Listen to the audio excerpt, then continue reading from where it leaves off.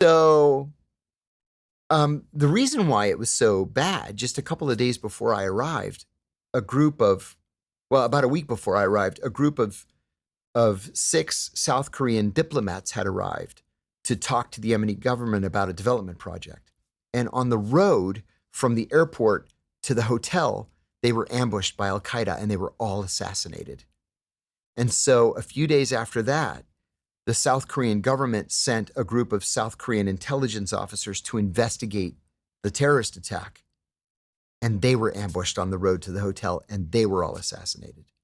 The Koreans just shut the embassy down and evacuated everybody. It's grim. It really is. And there's no hope in sight.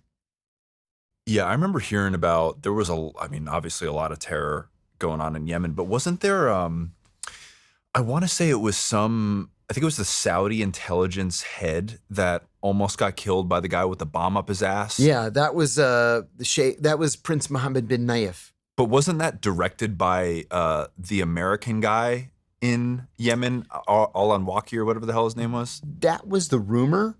I never believed that to be the case because Al-Awlaki was more of a propagandist he wasn't operational in any way. I met him. Yeah, in fact, I was the only CIA officer. Well, here's what happened. I'm in Arabic training in 1993 in the CIA language school. And the instructor says, we're going to go out on a field trip today. We're going to go to Falls Church, Virginia, and that's where all the Arabs live. So we're going to go to the Quran store. There's a store in the strip mall in Falls Church that just sells Qurans. And apparently they do perfectly fine for themselves. So we're going to go to the Quran store. Then we're going to go to the Arabic grocery store. And then we're going to go to the shish kebab restaurant. But you can't speak English. And then after lunch, we're going to go to the mosque. There's a gigantic mosque on Route 7 in Falls Church. We're going to go to the mosque and we're going to talk about Islam, but you can't speak English. We're like, cool. And we had done this a couple times. We went to the zoo to learn the names of the animals in English. And then we had, we did all different kinds of field trips.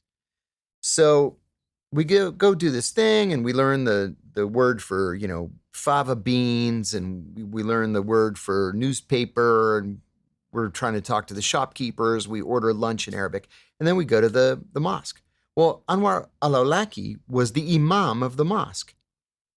And 8 years later, that's where the 9/11 hijackers prayed the night before 9/11. Anwar al-Awlaki was born in New Mexico. He was Yemeni. His father was the Yemeni ambassador to the United States, who went back to Yemen to become the Minister of Agriculture, solidly pro-American.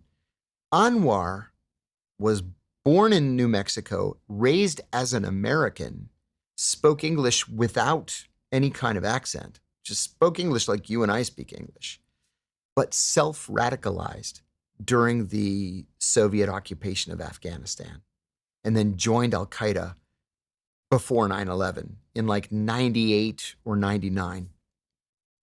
So after 9/11, I mentioned offhandedly one day, oh, Al-Awlaki, I met him. People were like, what? I said, yeah. In my Arabic class, we went to the mosque and he gave us a tour of the mosque and we had a Q&A, and then he gave us tea, and next thing I know, security's down. It's like, we need to go over this from the beginning, because everybody else had left the agency by then.